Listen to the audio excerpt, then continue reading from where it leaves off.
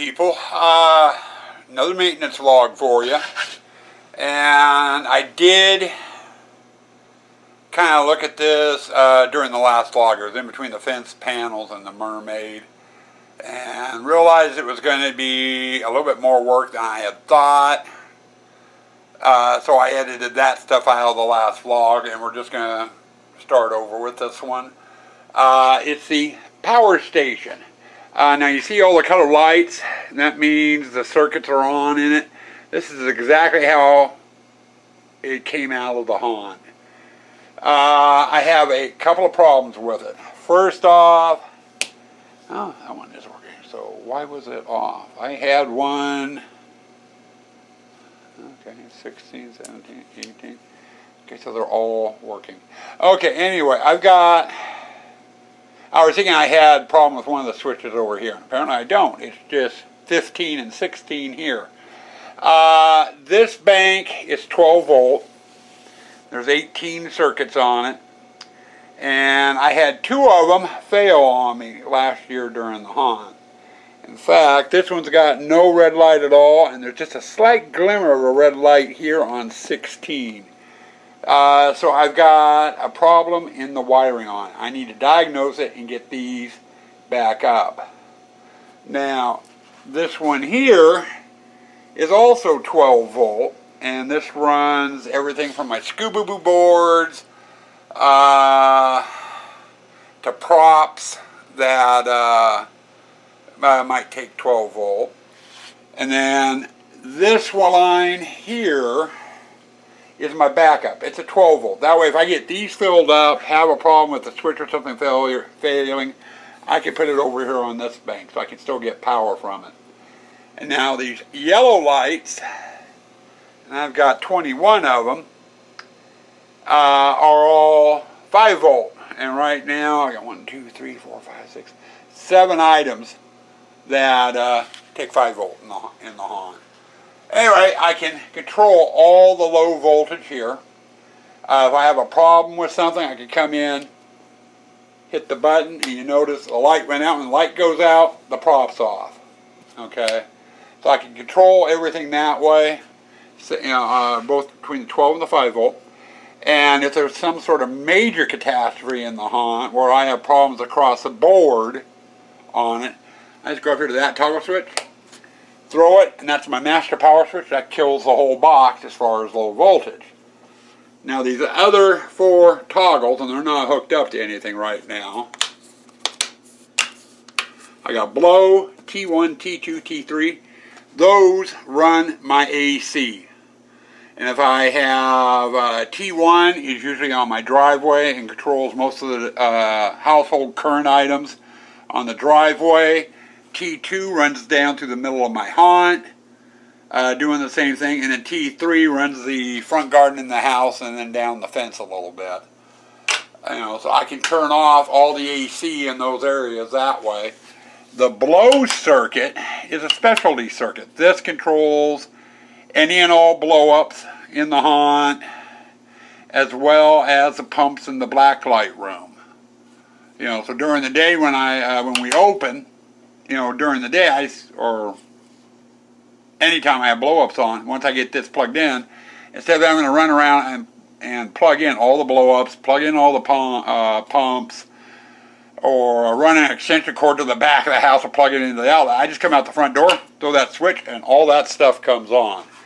And like I said, there's about 4 pumps, maybe 5 water pumps, small ones, that we use in the Hahn for the different ponds, and then usually a couple of blow-ups. We don't have very many blow-ups left in the Hahn. In fact, I think we gave the rest of them away after last year. So I don't think we have any more blow-ups anymore. So it's basically just water pumps and 1 or 2 other AC things that we need on during the day and night is attached to that. But anyway,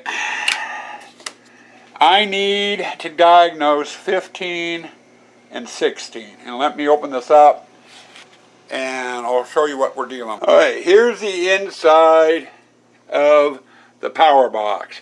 I've got 2 server power supplies.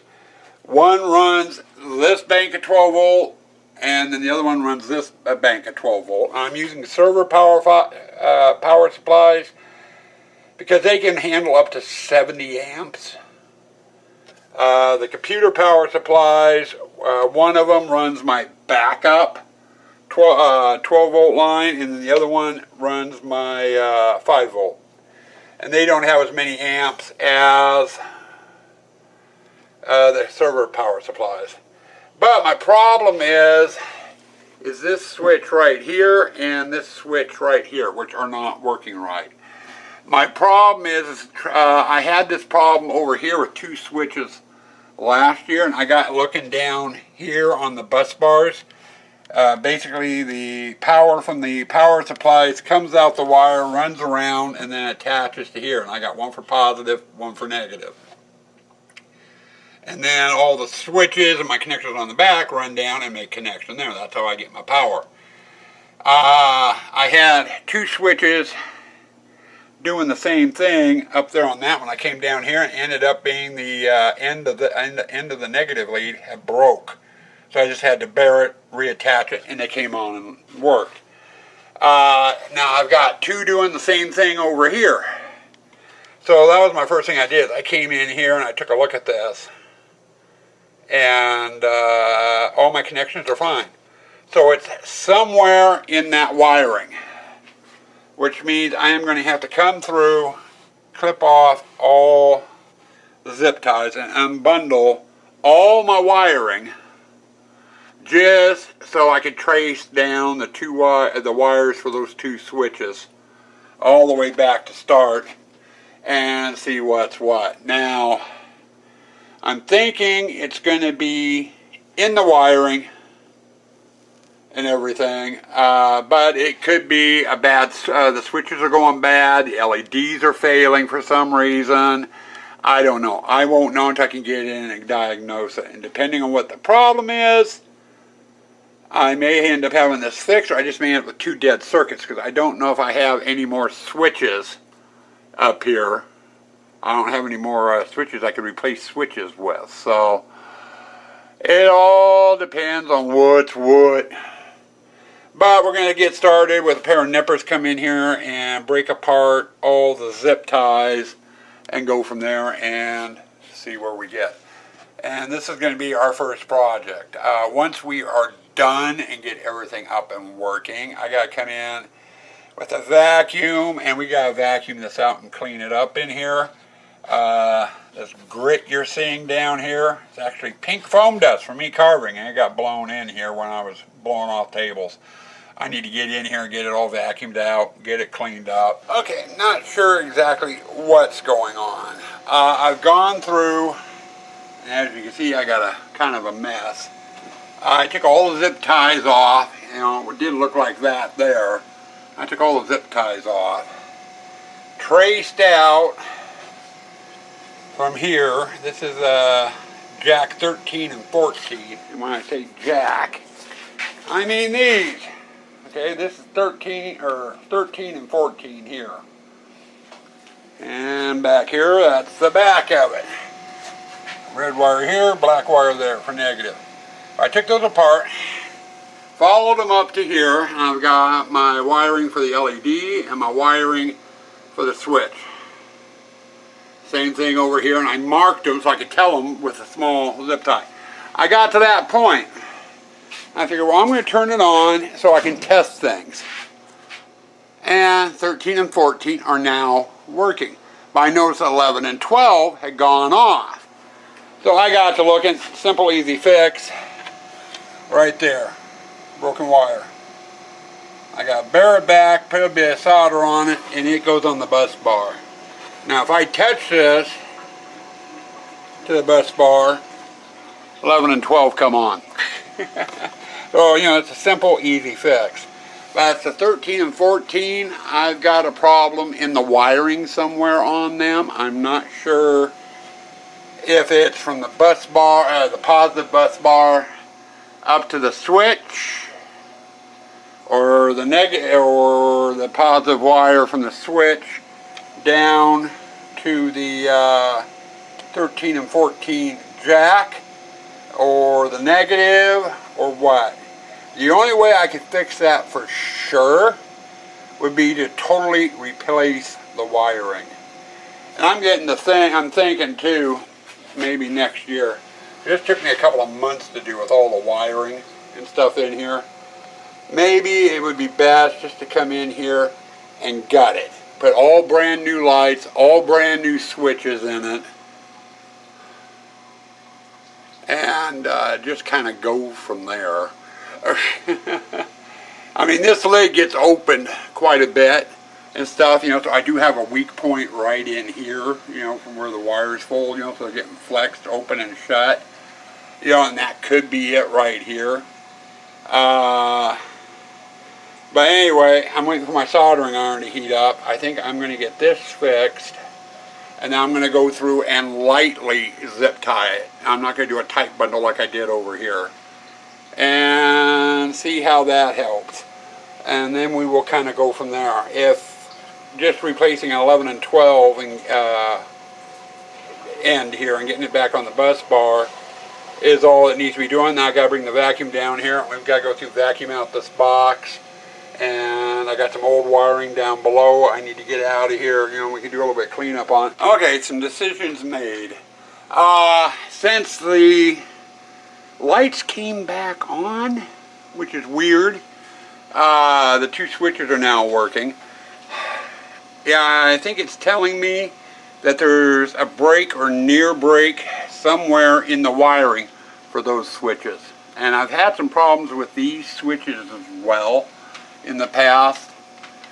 I went through, and you notice these are all nice and neat and what have you.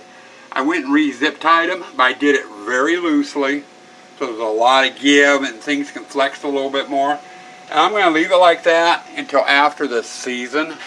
And then I think after the season, what I'm going to do as one of my winter projects is I'm going to come in here and we're going to rip out all the wiring, and I'm going to replace the switch, the switches and the LEDs in here. And we're just going to totally gut it and rewire it. I don't know if I'll do anything here with the 110. I might leave that as is. There's nothing really wrong with it. It's working as intended. It's just the low voltage that I'm having problems with. And then again, the only thing on the 110, the household current items, which is in this blue box, that gets up here and gets flexed, are the power switches. I mean, the power comes in from down here, runs up to the switch, you turn the switch on, then it runs back down and goes out to here and out into the home. You know, so I think I can leave that as it is. But this whole side here needs to be totally rewired, and if I'm going to do this side, I might as well do that side, and I'll just rewire the whole, all the 12 volt. The 5 volt stuff I haven't had a lick of problem with. Then again, I don't use 5 volt. Now, my next step is cleaning up. I'm cleaning up this wiring mess here. I gotta get that done, and then I got the vacuum down here. We're gonna go through and get this all vacuumed out and ready for going outside to the hunt. Even though we're about a good month. Let's see, we're gonna start around the 6th of September setting up, and it's probably about a week to 2 weeks after that when the power box goes out, you know, so we still got some time. But I'm going to get this all set up and ready to go, so all we have to do is grab it and go. Well, that's that. All done. Got it cleaned up, got wires retucked, vacuumed it out, got a lot of the foam dust out. I'm calling this good for now. Like I said in the last segment, this winter, we're going to gut this thing and just totally redo everything. I'll take care of all the problems. It'll also take up a couple of weeks because it takes a lot to weave all the wiring and stuff in. I think this took well over a month to do all together when I originally built it. So anyway, I'm going to get this totally unplugged, shut down. We'll set it back over on the bench where it goes, and I'll sit there until we're ready to take out in the hunt. And we'll get started on another project. Well, my next project is this mess. This is all my spots and 6 LED floods, my small floods. My big 12 LED floods are kept in other different containers. They're fine, but this tub is a mess. Now, as I take things down in the hunt, when we're tearing down, I just throw them into this container. And they're all mixed up. There's red, there's green, there's blue, orange, some flickering yellow, what have you. Now, if I leave it like this, when I go to put them up in the hunt, it's going to take me forever to find my colors, that I need. Let's say I need 5 orange spots. I'm going to have to dig throughout this whole mess to find 5 orange spots. So what I need to do is I need to pull these all out, sort them by color, and then we'll put them, mark the bags with their colors and put them into bags. That way I can just grab the bag I need and go. It's a lot quicker, a lot easier. Saves some time. Basically, you could call this hunt prep, but it is another project I do need to get done, and we're going to do that now. 2 projects done in one day, and I figured it was going to take several days to get the power station fixed. It got done quicker than I thought. But we got all the LED lights separated. Each one are in bags. That one says green. There's orange. There's red. Flickering blue. Flickering green. Flickering red. Yeah. Flickering red. Flickering yellow. Orange.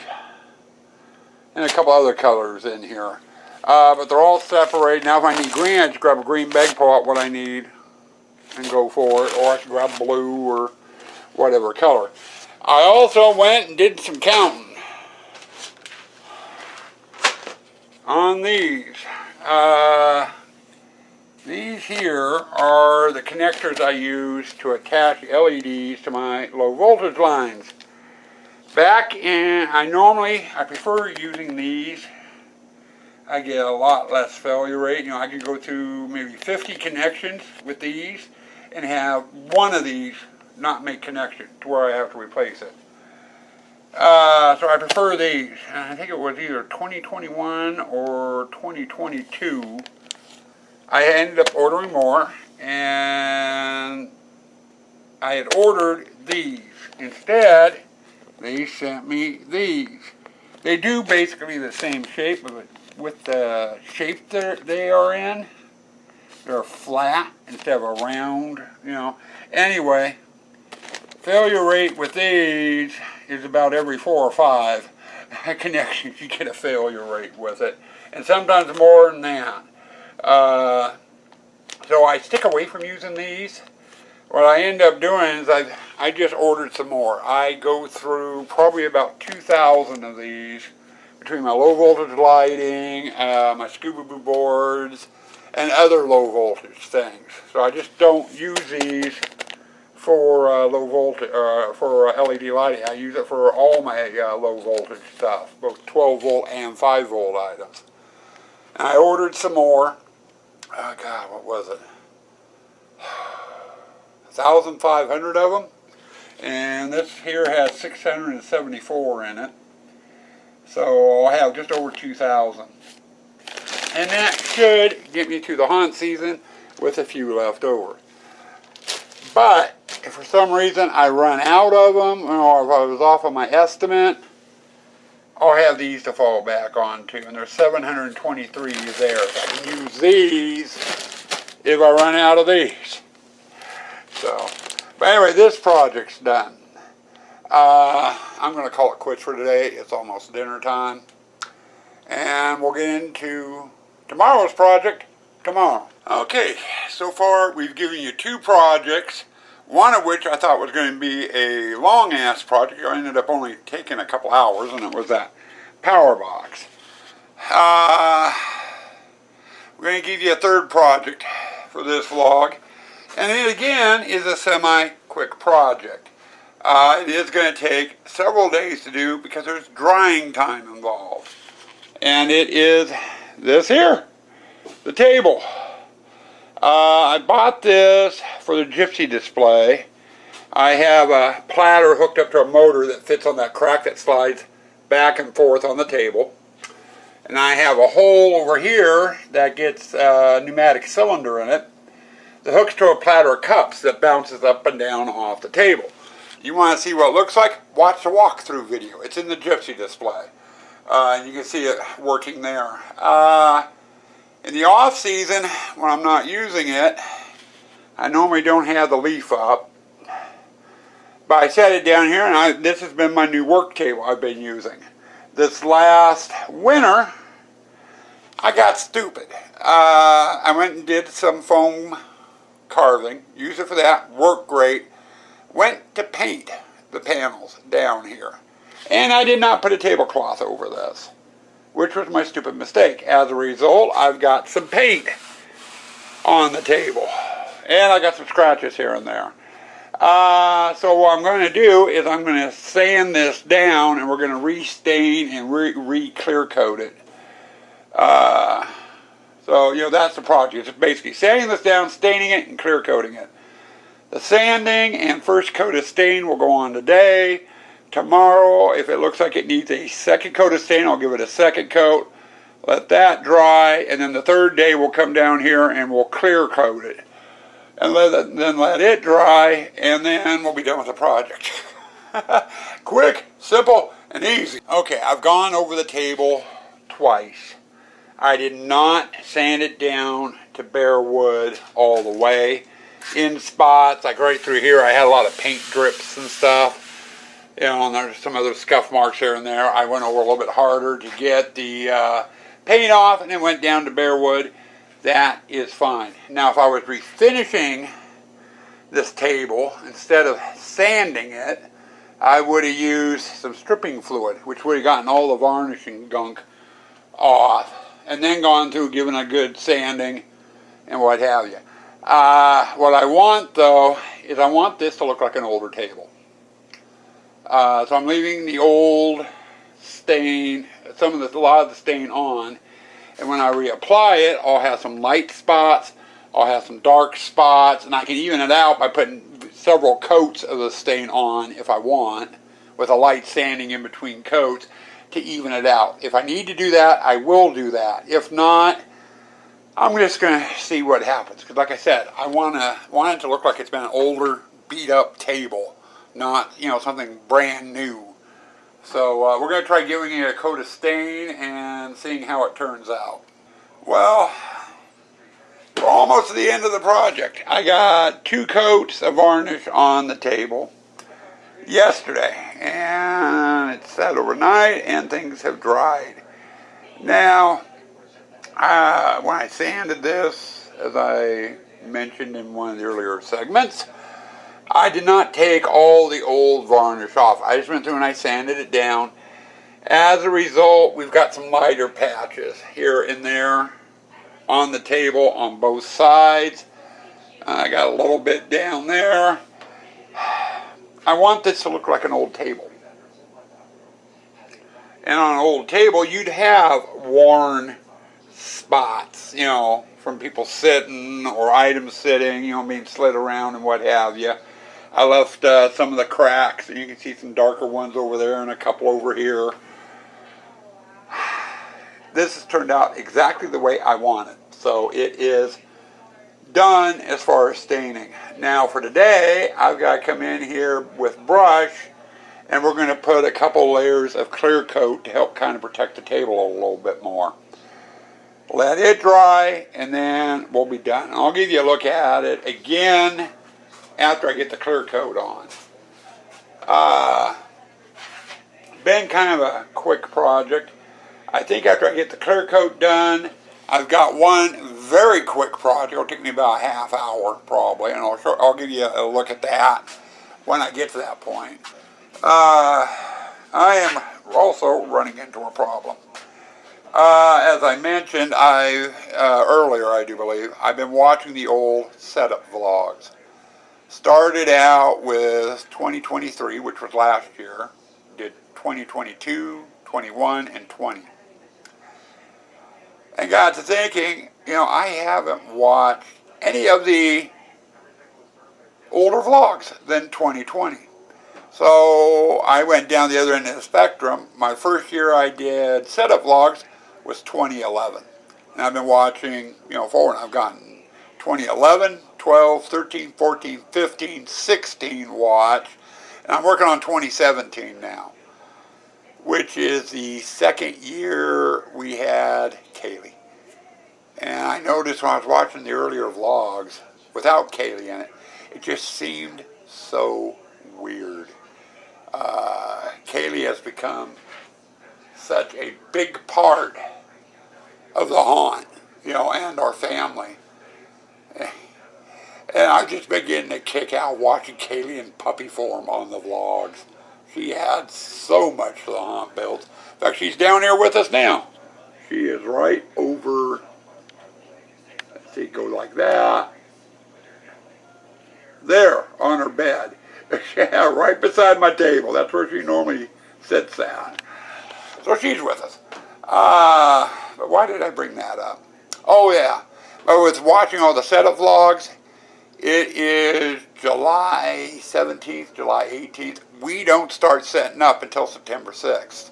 So I have just a hair over a month before I can start doing setup. But I am to the point now where I'm chomping at the bit. I want to get going on setup. I want to start setting up. Problem is, it's way too damn early, and Swin won't let me do shit out there.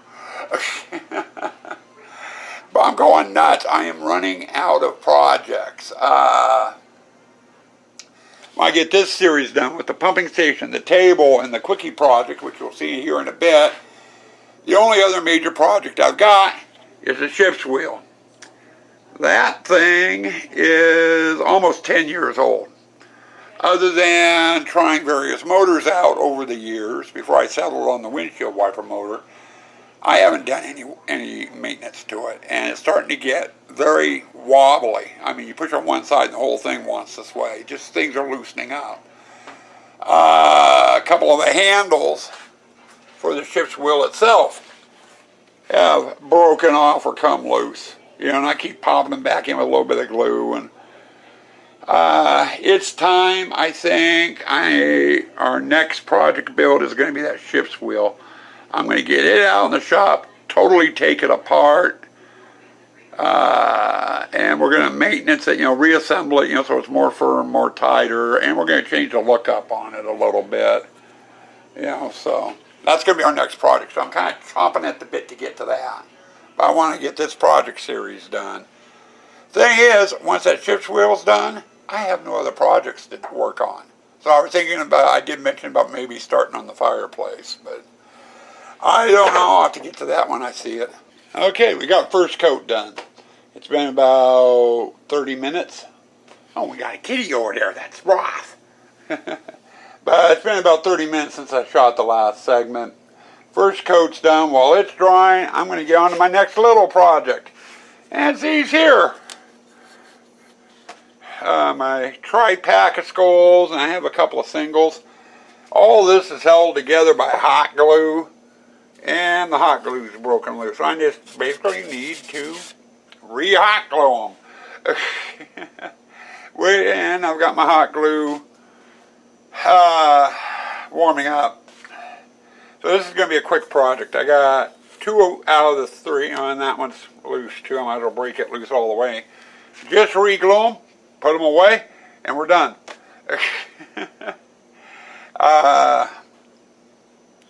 Basically, to light these up, I just used one of my pucks. Each skull has a puck in it, and they either twinkle. I believe the 2 small ones, if I remember right, are red, and then the tri-pack here, and I call it tri-pack because there's 3 skulls, are flickering yellow. But anyway, I just got to get those hot glued.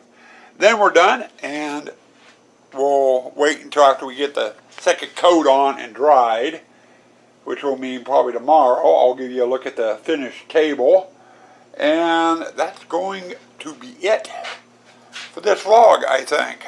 Okay, I goofed. I just cut the leaf down on the table, closed it up. shoved it back over where I had it, and realized I forgot to give you a look at the finished product. I had the set dresser come down and take a look at it, and she said it was fine. I only put one coat of clear coat on it. Probably ought to have put 2 on it, but 1 coat is enough. You'll get a better look at this thing when it's out in the hahn anyway. So we got that done. We got the skulls done. This vlog is done. I'm going to have one more vlog I'm going to be doing, and like I mentioned earlier, it's going to be that ship's wheel. We are going to totally refurbish that dang thing, and I'll cover that in the next vlog, and it's probably going to take a couple of weeks, I'm thinking, for that, because there's a lot of parts and work to do on it. So for right now, I'm going to say stay spooky, stay toxic, and we'll see you in a couple of weeks.